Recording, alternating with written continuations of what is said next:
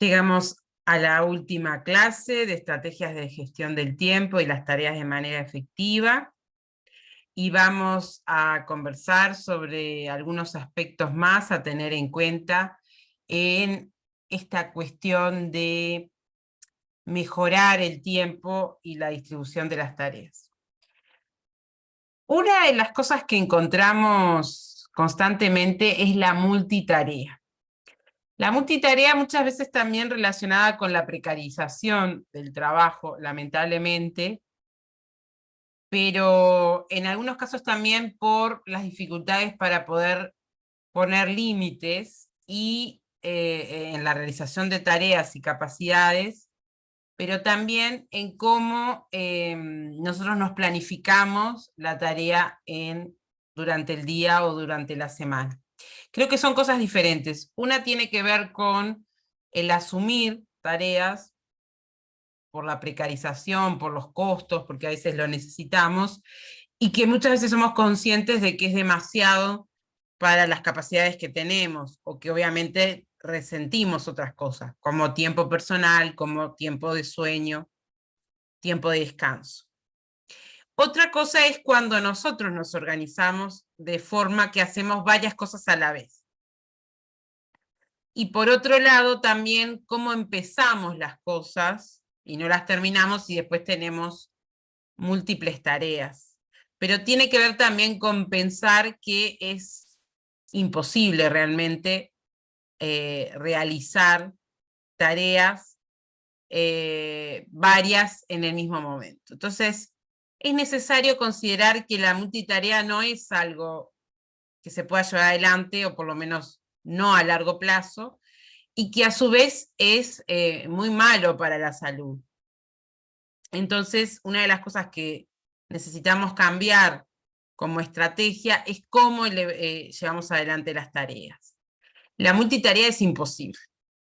La ciencia plantea que el cerebro no permite realizar varias cosas a la vez, por más que digan que en cuestiones de género se pueden hacer varias cosas, no es real. La multitarea constantemente trae daños a la memoria, y trae daños y también trae frustraciones que hace que uno no pueda también seguir adelante con determinadas cosas. Por eso uno tiene que hacer una cosa, terminarla y arrancar otra. Una persona que constantemente hace varias tareas a la vez, se cree que en general es rápido, pero en particular es que termina haciendo varias cosas a la vez y que no le termina prestando atención, y que algunas salen con errores muchas veces. Hay que hacer una cosa, terminarla, revisarla y después hacer otra, eso es importante. Es viable que en las tareas que no exigen mayor concentración se puedan hacer prácticamente en el mismo momento, o sea, sí se pueden variar, como contestar un mail o armar una nota, emitir un código, lo que sea, revisar alguna matriculación en EVA, pero aquellas que requieren concentración se tienen que hacer una a la vez. Entonces también incluso una por día, y evitar tener varias tareas de concentración durante el mismo día. Hay otra cosa también que ha sucedido en este último tiempo, o sea, hoy tengo intención de conversar de cuestiones que suceden y que constantemente, y que bueno, que permean nuestro trabajo, y que quizás también nuestra forma de terminar haciendo las cosas o viéndolas, que es que a partir del trabajo remoto, que el trabajo remoto además tiene una concepción muy diversa a lo que terminó siendo en la pandemia, es como una cuestión que parece que estamos haciendo varias cosas a la vez, es muy flexible, es como adaptable, y bueno, pero tiene algunas cosas contrarias que nos han afectado y que terminan permeando nuestra jornada laboral. Que es que, bueno, que el teletrabajo está muy pensado en horarios flexibles, en disposición constante, 24 horas, adaptabilidad. Eso hace que terminemos teniendo una serie de tareas para el trabajo, y que tengamos horarios extensos y no tengamos descansos. Eso terminó surgiendo con fuerza en la pandemia y también se ha quedado ahora post pandemia, lo cual es un problema, ¿no? Entonces, aquellas cosas en las que intentamos hacer para mejorar y para separar, ¿no?, las tareas de los tiempos de descanso son importantes. Parece de perogrullo, pero tomarse su tiempo para almorzar fuera del escritorio es algo sumamente importante y saludable, es necesario para poder frenar y también poner una jornada de horario de trabajo.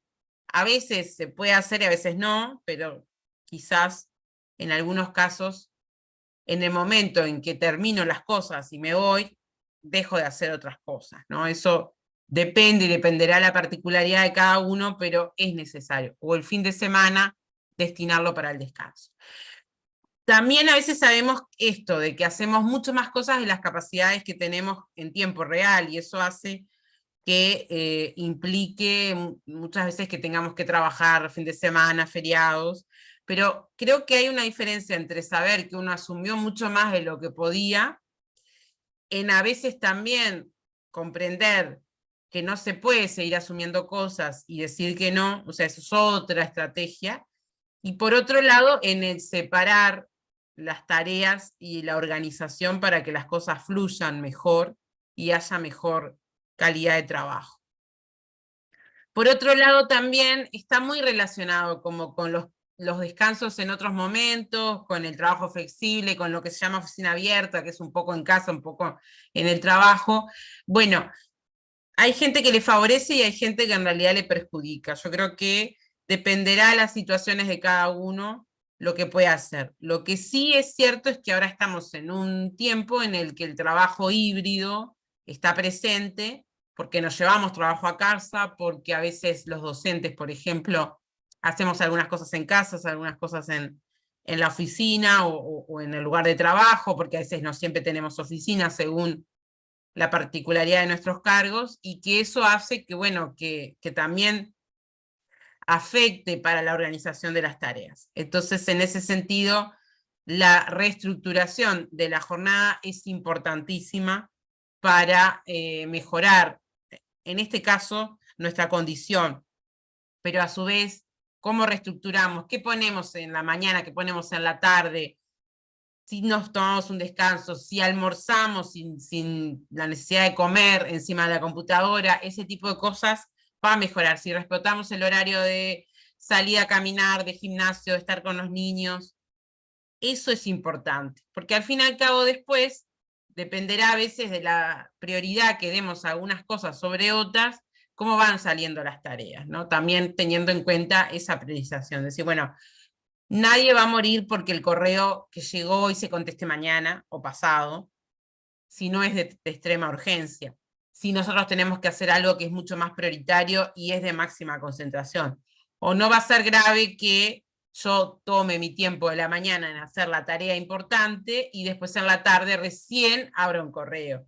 Eso es innecesario, que sea totalmente así. Por eso también a veces cuando los horarios se establecen en las organizaciones para atención al público, ordenan la cancha, pero también tenemos que tener en cuenta si esos horarios en realidad funcionan con, como en las perspectivas que la gente tiene. Si hoy en día la gente cree que el horario tiene que ser siempre, todo el tiempo, o también no terminan implicando que los horarios de trabajo no ayuden a los momentos de concentración, esta cuestión de que muchas veces usamos los horarios de concentración mejor para una atención al público, quizás en realidad sería mejor en otros horarios. También hay lugares donde, bueno, a veces es la jornada laboral la que está, la que permite eso.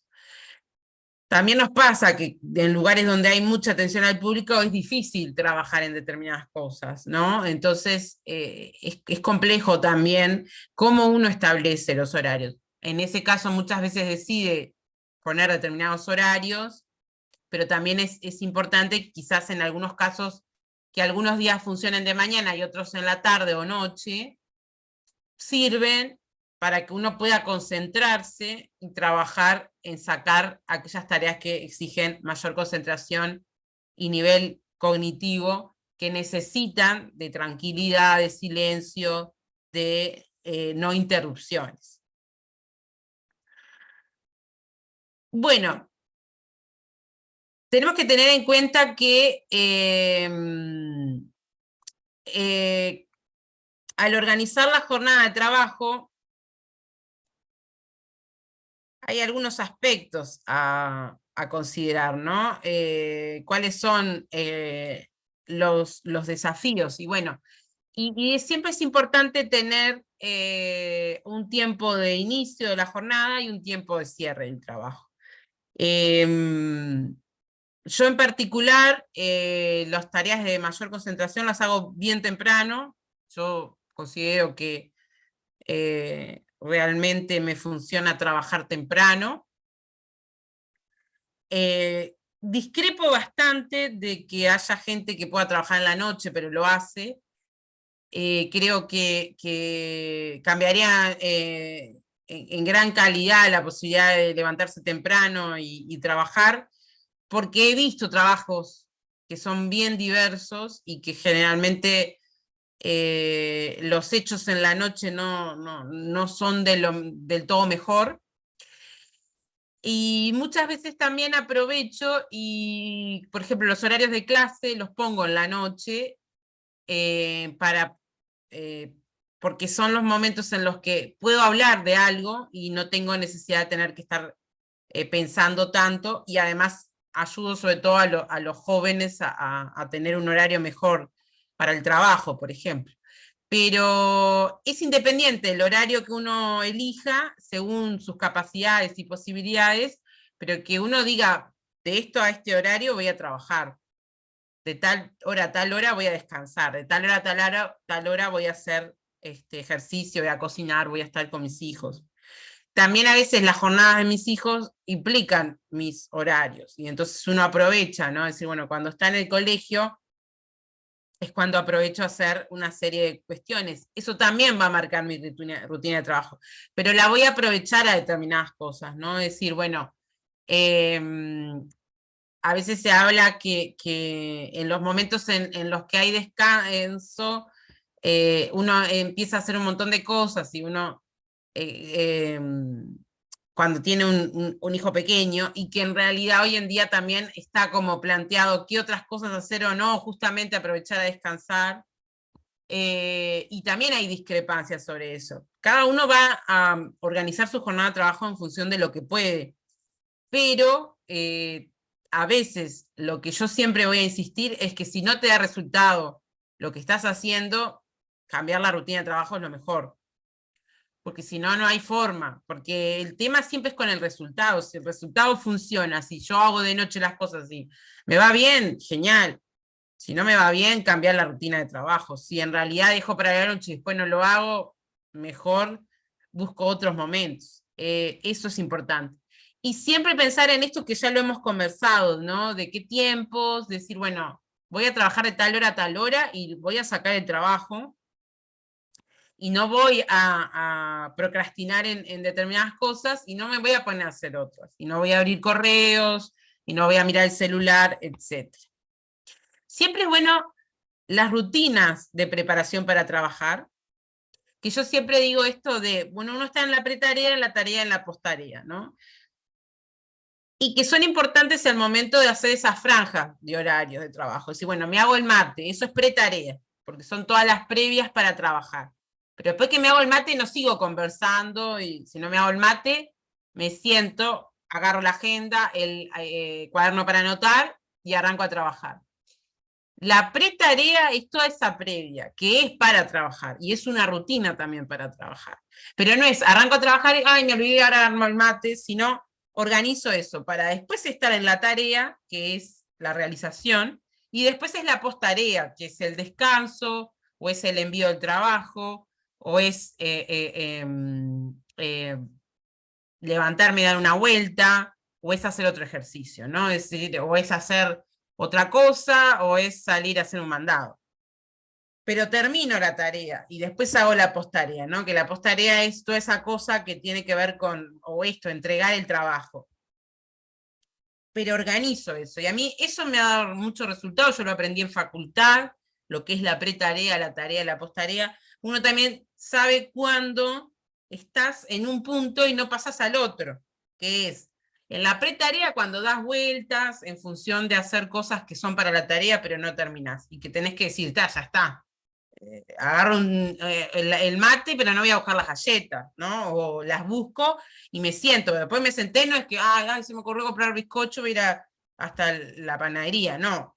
Resuelvo eso y me siento a hacer la tarea. Y después la posttarea es todo lo aquello que es después de que se hizo el trabajo, ¿no? Si lo tengo que subir a Leva, si lo tengo que enviar por mail, si tengo que armar el correo para el mail. Pero no todo lo hago en el mismo momento, ¿no? Decimos, no en la tarea armo el mail para... O puede ser también parte de la tarea en función de que ya terminé de hacer el trabajo, ¿no? Es decir, bueno, estoy haciendo un informe, termino el informe, lo acomodo y después armo el mail, que es parte ya de la posttarea, que es como de lo de la entrega. O esto de decir, bueno, y ahí estiro las piernas, voy al baño, lo que sea, pero lo termino. No interrumpo cosas en la mitad de la tarea. Eso es la lógica de la pretarea, tarea y posttarea. Para mí esto es funcional para la vida. Yo se lo recomiendo mucho a los estudiantes, esta cosa de cuando damos vuelta para hacer el ejercicio, hagamos el ejercicio y después, bueno, lo subimos a la plataforma, resolvemos, nos levantamos y nos vamos. Pero resolvemos la situación. Y también visualizamos cuando estamos en la pretarea, que es cuando estamos dando vuelta, y es procrastinar también, pero estamos en esa etapa. Prestar atención a los ruidos y a las interrupciones que tenemos, ¿no? Decir, bueno, yo uso mucho el modo avión, o lo pongo en silencio celular y lo dejo lejos para hacer un ejercicio importante, y después, en la post-tarea, viene el descanso y viene el celular, pero no lo dejo a mano para que el celular me esté interrumpiendo. Me pasaba también que con un reloj que está vinculado al celular, tenía también un montón de notificaciones, las fui bajando, porque realmente eran muy molestas. Entonces, en ese sentido, también para poder eh, organizarme, una de las cosas que hice fue quitarle varias notificaciones porque era demasiado y lo dejé. Realmente podrán ser muy inteligentes los celulares y los relojes, pero son terriblemente obstructivos de la tarea, ¿no? De todo el tiempo con las notificaciones, sonidos. Entonces, en ese sentido es importante prestar atención a eso, ¿no? A qué cosas interrumpen la tarea.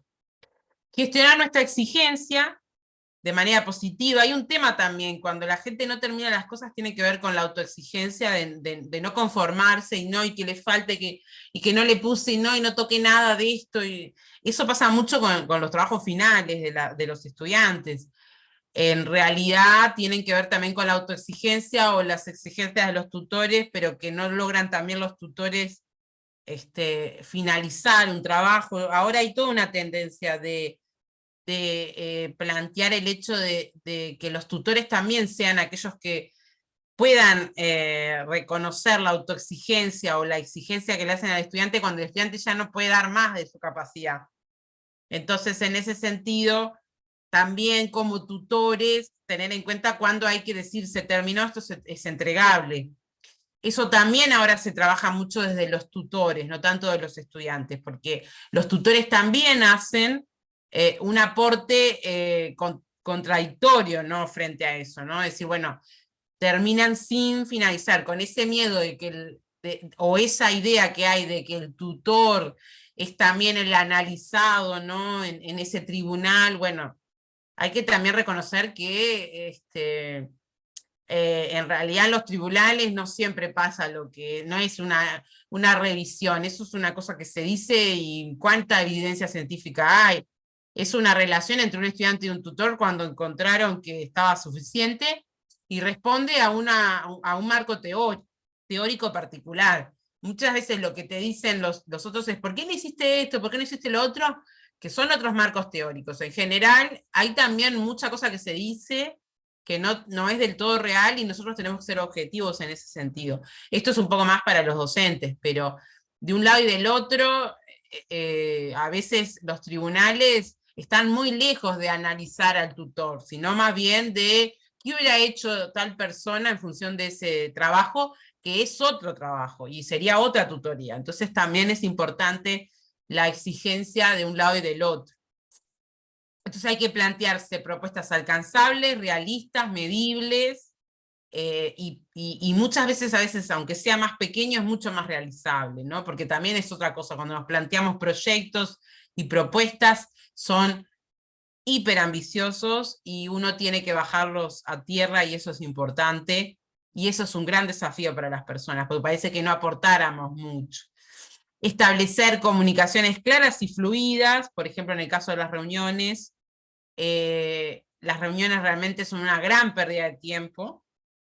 Ahí hay un ejemplo, ¿no? Millones de reuniones diarias hay en Estados Unidos, 11 millones. Solo el 20% están atentos y hay muchos distractores, y el 90% indica que las reuniones son utilizadas para analizar datos o discutir y no tomar decisiones que impacten en resultados, ¿no? Son una tontería. Acá hay como unos memes en esto de que a veces uno dice, hicimos una reunión y capaz que podía haber mandado un listado hasta por WhatsApp de lo que había que hacer. Era absurda la reunión, ¿no? Es decir, bueno, de reuniones absurdas salimos un montón. Una reunión que realmente es efectiva no dura mucho, sin embargo hay reuniones interminables, y eso tiene que ver con no saber llevar adelante la reunión. Y por otro lado, tener también descansos y tiempo personal es importante, pensar en el tiempo personal, y si uno no le da tiempo para eso, tiene que revisar también todas las tareas que asume, porque quizás está asumiendo demasiado para lo que realmente puede. Igual ahí yo siempre digo también, ¿no? Pongamos en la balanza si nosotros queremos no tener tiempo personal o queremos tiempo personal, ¿no? Decimos, a veces decís, bueno, yo en realidad asumí todo este trabajo porque lo necesito, porque quiero invertir en algo, y en ese sentido estoy sabiendo que es mucho más, y bueno, este mes no veo a gente querida, y a veces la gente lo sabe. Pero a veces si uno quiere, ¿no? Porque yo vuelvo a insistir, muchas veces queremos todo y todo no se puede en la vida. Y en realidad a veces es esta cuestión de decir, bueno, si yo quiero tiempo para esto, quizás no puedo asumir otras cosas. Y eso implica otras decisiones. Y a veces son cuestiones de decisiones también las que hacen a organizar nuestro tiempo personal y profesional. Hay otra cuestión también que está muy latente actualmente, que es el manejo del tiempo personal y el tiempo entre generaciones, ¿no? Y eso tiene que ver con que, bueno, es diferente cómo vemos las cosas y cómo observamos, y eso puede ser bueno y también puede ser una fuente de conflicto en los equipos, ¿no? Pero es común que haya coexistencia generacional en los distintos grupos, es muy raro que tengan que tengan homogeneidad, aunque a veces hay gente que dice yo prefiero trabajar con jóvenes o no, depende. Yo no creo que uno pueda decir yo prefiero trabajar con jóvenes o prefiero trabajar con adultos. Creo que lo rico siempre es lo intergeneracional, porque bueno, hay experiencia y hay distintas capacidades y hay gente que realmente tiene gran vitalidad y bueno, y creo que también son prejuicios que ponemos de un lado o del otro, de creer que todos los jóvenes van a ser súper activos o que todos los más veteranos van a ser muy lentos, no es real, ¿no? Entonces, en ese sentido, la coexistencia generacional es bien interesante y bien significativa para los equipos, pero hay distintas maneras de ver las cosas, ¿no? Es decir, bueno, quizás para una persona que está ya en una etapa de consolidación, ese trabajo es esencial, y quizás una persona que está en etapa de crecimiento, esto puede también quedarle chico, ¿no? Y decir, bueno, quisiera cambiar con otras cosas. Por eso hay distintas etapas. Las etapas de expansión son las etapas jóvenes, en donde la gente, bueno, expande su familia, expande su trabajo, se forma, estudia.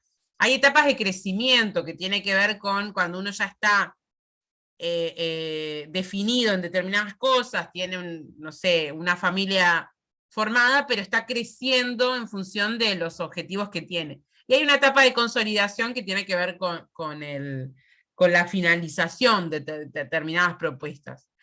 A mí hace poco alguien me decía, bueno, yo estoy a punto de jubilarme, me ofrecen ahora hacer un doctorado. Y no lo veía como atendible. Y tiene sentido también, cómo nosotros nos metemos en determinadas cosas cuando en realidad estamos en una etapa de consolidación. Claro, es diferente para alguien que está en crecimiento o está en expansión, porque lo necesitas. Si tú estás armando tu proyecto de vida o profesional recién, y sí lo necesitas, pero si estás a punto de finalizar tu carrera profesional, y bueno, imagínense un proyecto de 5 a 10 años puede llevar, es 7 años, por ejemplo, es mi propuesta de doctorado, o sea, son 2 años de cursado más 5 años de tesis, 7 años cuando uno está cerca de la jubilación. Bueno, a veces es más saludable plantearle a la gente cuando exige solo, mirá, yo en realidad estoy cercano a jubilarme, no lo necesito. Ese tipo de cosas se cuelan en la universidad y hacen gran daño en las personas, porque quizás solo pensar en esto, decir, bueno, no, ya está. Eh, claro, si se lo ofreces a una persona que está recién ingresando al mundo académico, está bien, pero no para alguien que está consolidado. Ese tipo de cosas, en Argentina, por ejemplo, se manejó diferente en la ley de educación que lo que se ha manejado en Uruguay, que tiene que ver con, bueno, en determinadas edades no se exigían determinados títulos, pero se reconocían las trayectorias académicas. Acá parece que todos nos subimos al mismo eh, al mismo carro y nos olvidamos que la evidencia científica dice que tenemos distintas etapas de vida y eso implica determinadas decisiones que son adecuadas para esos momentos. Entonces, identificar la etapa en la que estamos y lo que podemos pedir. Y lo mismo cuando somos equipos intergeneracionales, tener en cuenta eso, ¿no? De qué planteos, ¿no? Le hacemos a uno y otro en función de lo que está haciendo también. Y tener en cuenta los beneficios que tiene lo intergeneracional, ¿no? Que favorece la retroalimentación y la creación de equipos mucho más transversales e integrales, promueve equipos de trabajo con conocimiento y experiencias complementarias, contribuye al entendimiento y a la tolerancia intergeneracional, impulsa el intercambio, transmisión de valores, competencias, cultura corporativa, potencia la comprensión, el respeto y la solidaridad, fomenta el intercambio de conocimiento y el crecimiento individual y profesional de todos los empleados. Un equipo de trabajo intergeneracional debe tener en cuenta las fortalezas y las áreas de oportunidad de cada integrante, con la finalidad de que éstas puedan ser explotadas para alcanzar los objetivos comunes. Verlo como oportunidad y no como un problema, tener en cuenta las distintas etapas de cada una de las personas y también plantear objetivos en función de eso. Entender también el movimiento de unos y la consolidación y estabilidad de otros. Eso también es importante a la hora de que uno recomiende o no determinadas cosas a sus compañeros, ¿no? O si es un coordinador a su equipo como tal. Y bueno, y se supone que hay ciertas cuestiones a considerar según las distintas edades o franjas etarias, aunque en general es muy variable y tampoco se puede tomar todo en la generalidad, ni pensar que es tan así. Pero bueno, es diferente en general la dedicación al tiempo de trabajo, la relación que uno tiene con el trabajo, las metas que se impone, y eso también tiene que ver en la edad en la que uno está, el uso de la tecnología, el conocimiento de la disciplina y las maneras de solucionar los problemas, ¿no? Entonces acá siempre se dice que los baby boomers son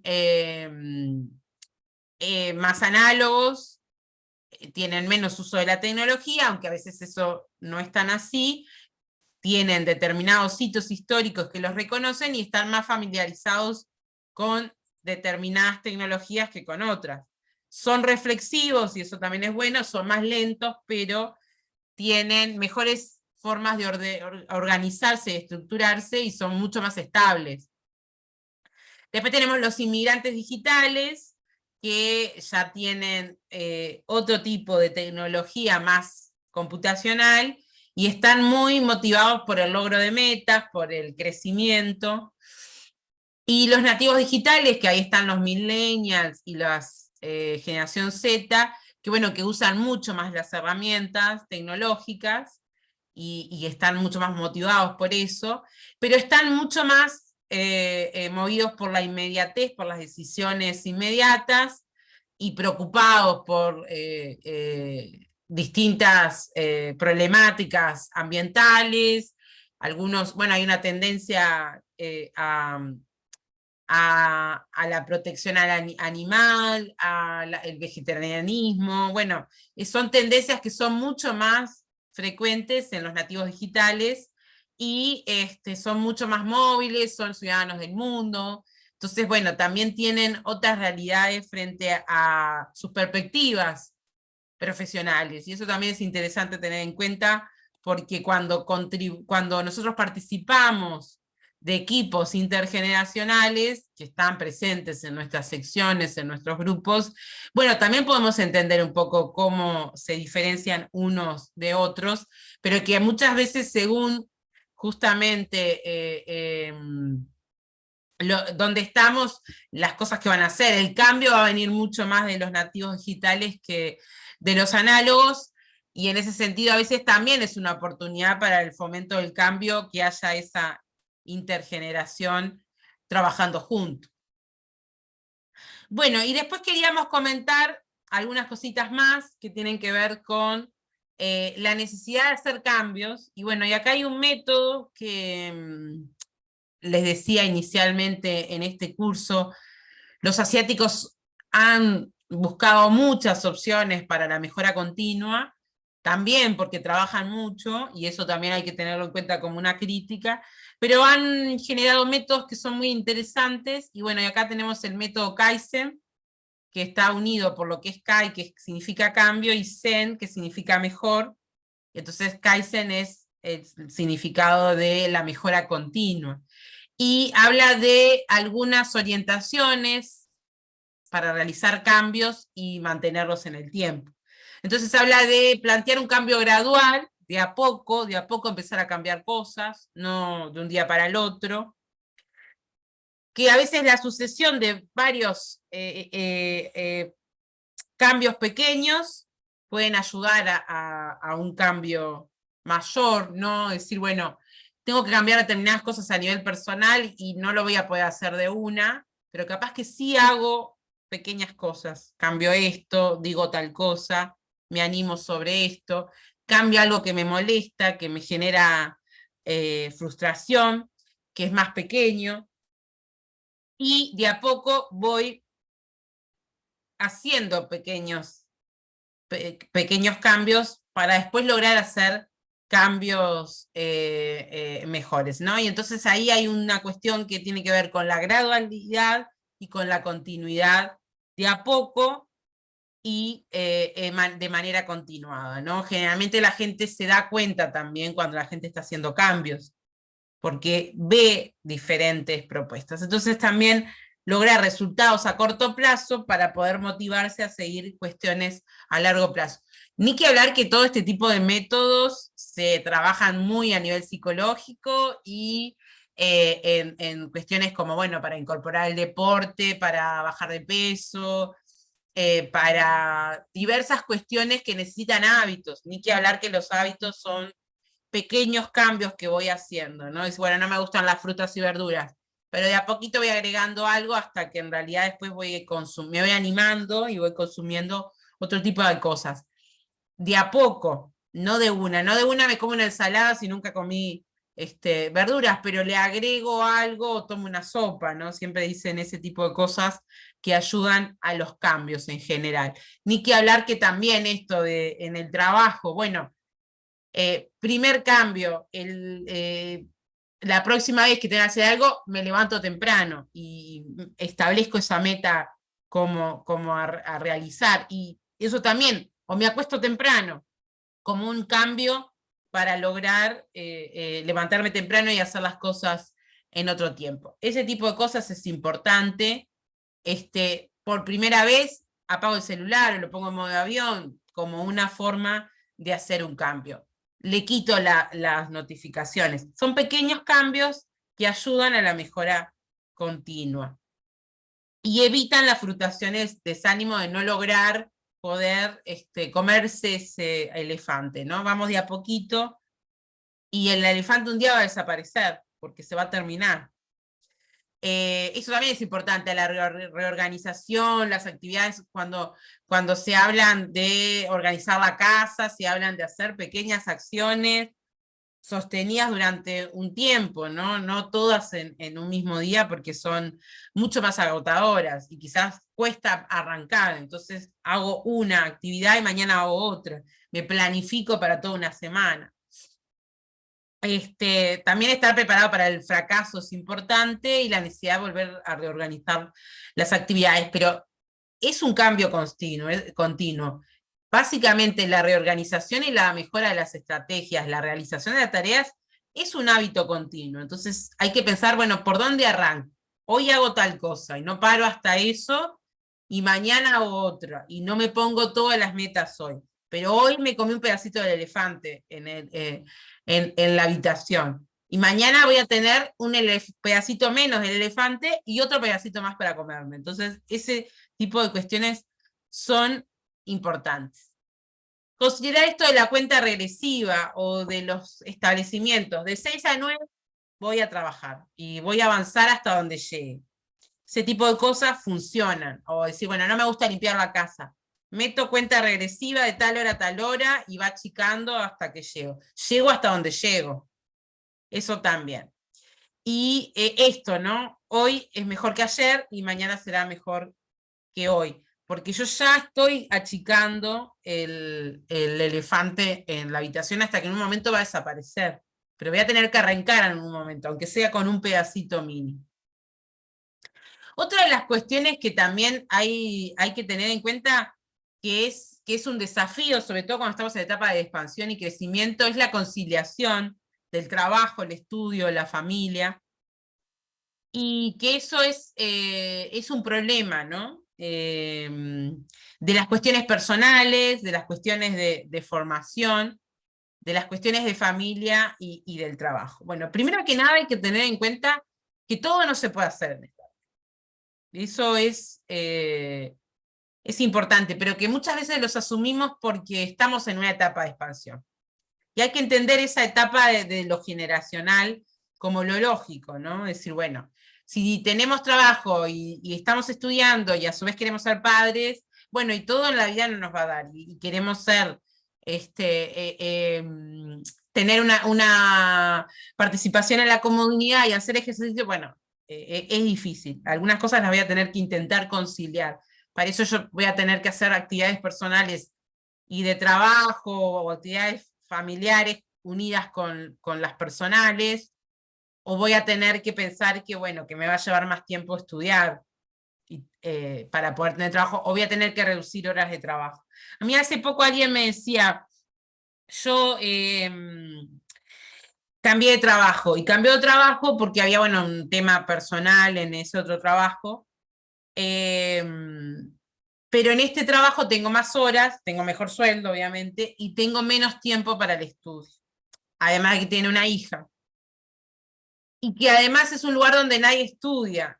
Y claro, cuando lo empezás a ver, decís, bueno, tú cuando priorizaste una cuestión de vínculos en el otro trabajo, olvidaste que en realidad te ayudaba, tenía ciertos problemas, pero te ayudaba a conciliar la vida personal y familiar y de estudio, que quizás también podrías haberlo visualizado como, bueno, me aguanto un tiempo más acá, pero avanzo en la carrera, porque después la carrera me va a permitir otro tipo de trabajo. Ahora estás en otro lugar. Pero ahora no hay marcha atrás, ahora tenés que ver cómo resolves eso. Entonces, ahora lo que pasaba es que le quitaba tiempo personal y familiar para poder estudiar. Y sí, porque todo no se puede, porque a veces cuando nosotros tenemos que analizar las cosas, tenemos que ver pros y contras. Por eso en general, cuando uno está en estas disyuntivas, una de las cosas que recomiendan es hacer un FODA, es oportunidades, amenazas, fortalezas y habilidades de tomar la decisión. Entonces, en ese sentido, hay que tener en cuenta que uno tiene que tomar decisiones en función de qué es lo que quiere priorizar, ¿no? Y también ver esos pros y contras. Pero también tener en cuenta que todo es importante. Pero todo puede ser importante a partir de etapas también. Quizás uno dice, bueno, yo ahora relego tal etapa en función de priorizar esta etapa, ¿no? O yo relego en el trabajo oportunidades de crecimiento para poder avanzar en otra. Esto quizás alguien me lo cuestione también, porque muchas veces las mujeres sienten que justamente las cuestiones de familia y de formación terminan muchas veces, no por una etapa de crecimiento, estando relegadas o terminan relegadas en el trabajo.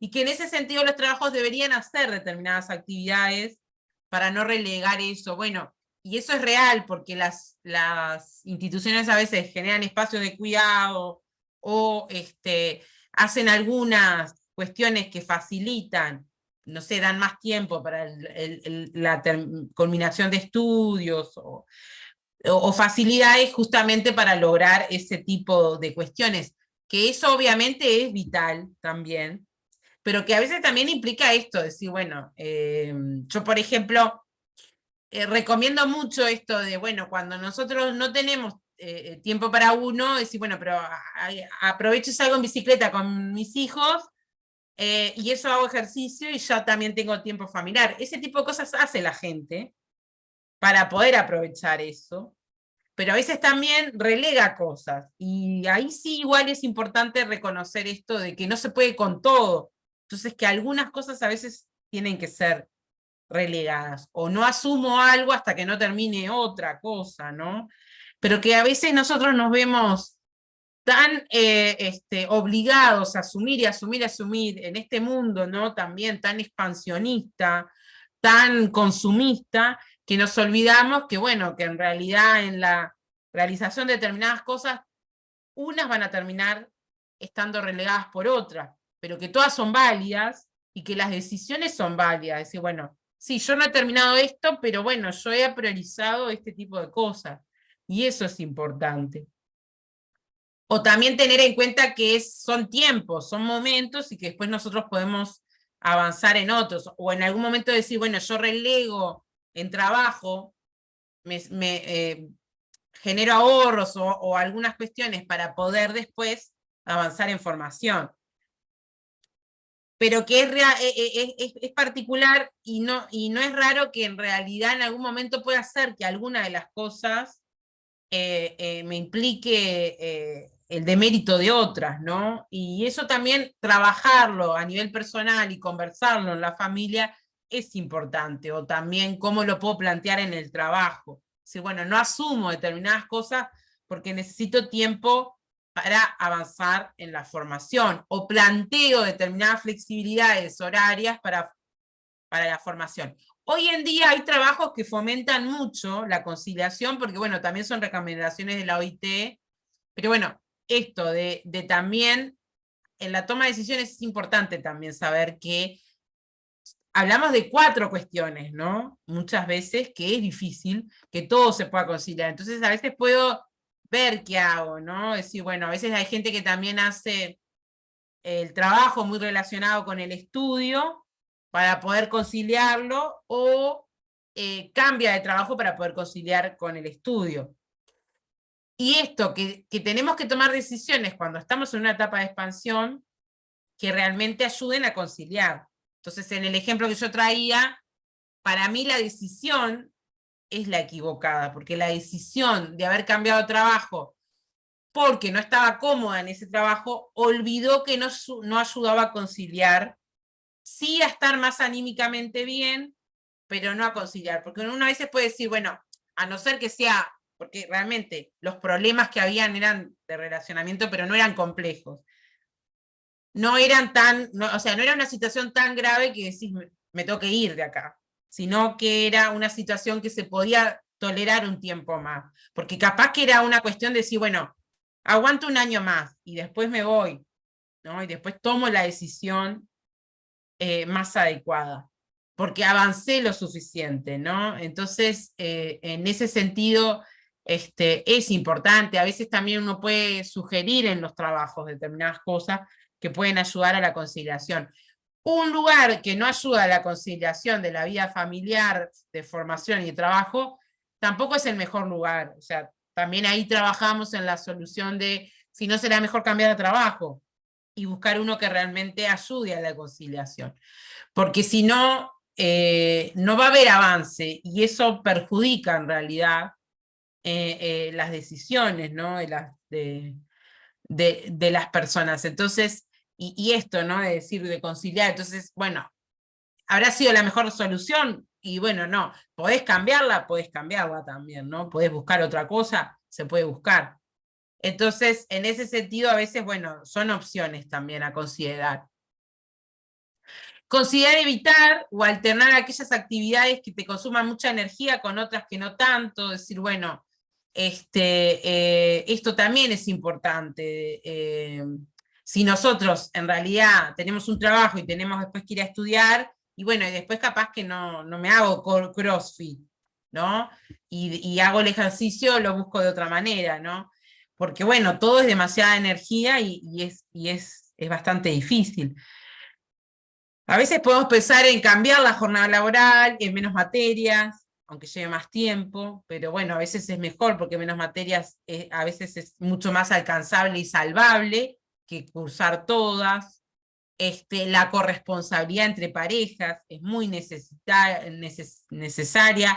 Las redes que pueda tener de apoyo para poder ayudar en los cuidados es muy necesario. Esto también es importante porque las mujeres en general nos recae, pero también asumimos mucho más tareas y la corresponsabilidad es muy necesaria para uno y para otros, es vital para la conciliación, la posibilidad de que podamos distribuir mejor las tareas en casa y pedir también redes de apoyo.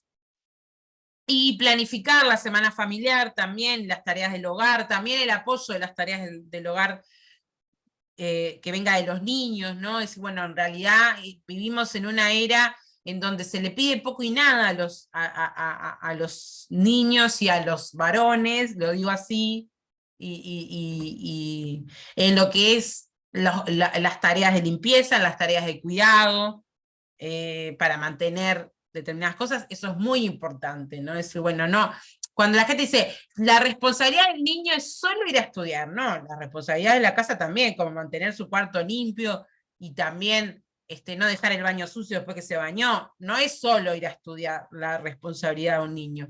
Creo que hemos asumido cosas. Sí es la prioridad, pero no es solo la misma responsabilidad. Creo que ese tipo de cosas que se empiezan como a instalar, de relatos que no son ciertos, generan estos problemas, porque no hay ninguna razón por que los juguetes lo tenga que levantar alguno de los padres y no lo levante el pequeño, ¿no? De casa, ese tipo de cosas, o que también ayude al cuidado de la mascota, ¿no? Como por ejemplo sacarlo a pasear o vigilarlo en el patio o limpiar el excremento, no sé, estoy diciendo cosas que en realidad las asumen los padres, porque también muchas veces olvidan que las responsabilidades de los hijos también son mayores.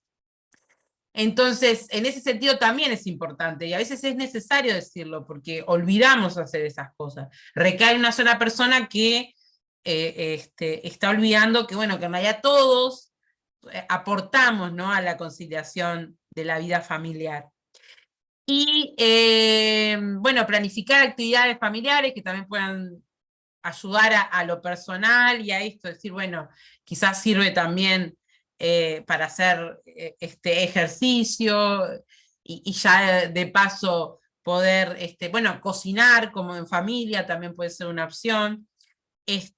Y bueno, y esta cuestión también de que los trabajos hoy en día tienen un rol también en el apoyo a la conciliación, y yo creo que la UDELAR ha hecho algunos esfuerzos quedan otros por hacer, pero también a su vez uno no debería estar en un lugar donde no haya ningún esfuerzo.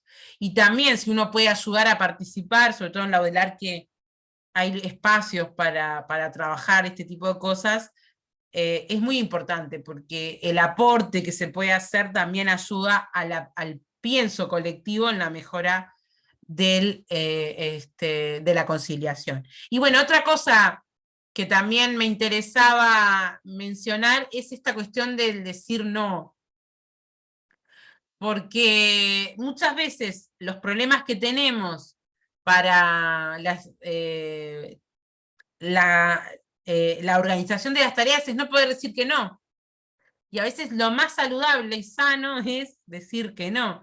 Y no es fácil, no es fácil porque muchas veces sentimos que al otro le puede afectar. Pero por otro lado es algo que, bueno, que realmente hay que trabajar mucho porque justamente nos metemos a veces en problemas, en bretes importantes por no haber dicho que no. Entonces es necesario recordar eso para la organización de las tareas de manera efectiva. Nosotros somos los que debemos estar satisfechas con nuestra conducta, entonces también tenemos que aprender el valor de decir que no y sentirnos bien con eso. La aceptación de la ansiedad, la comunicación no verbal y el estilo de comunicación asertivo son el mejor apoyo para decir que no. Decir, bueno, primero trabajar esto, es decir, cómo después yo me meto en tantos líos y cómo vivo ansiosamente y no duermo frente a eso. Y después, por otro lado, cómo trabajar para decir que no, cuando a veces no sabemos y a veces es bueno pedir ayuda en ese sentido. Y es posible que no hagas ni seas aquello que deseas, pero siempre tienes la opción de no hacer ni ser aquello que no quieres. Entonces es importante, frente a esta frase para ir cerrando este curso, que una de las cosas también para mejorar la organización de las tareas es decirle que no a otra gente y también es decir que no a nosotros. Es reconocer que muchas veces por no decir que no, por sumarnos a toda esta calecita de la expansión, nos olvidamos que en realidad la mejor decisión era haber dicho, no, en este momento tengo que terminar esto para arrancar esto. Entonces, en ese sentido, es importante y animarse a decirlo, es saludable y es una forma también para conciliar.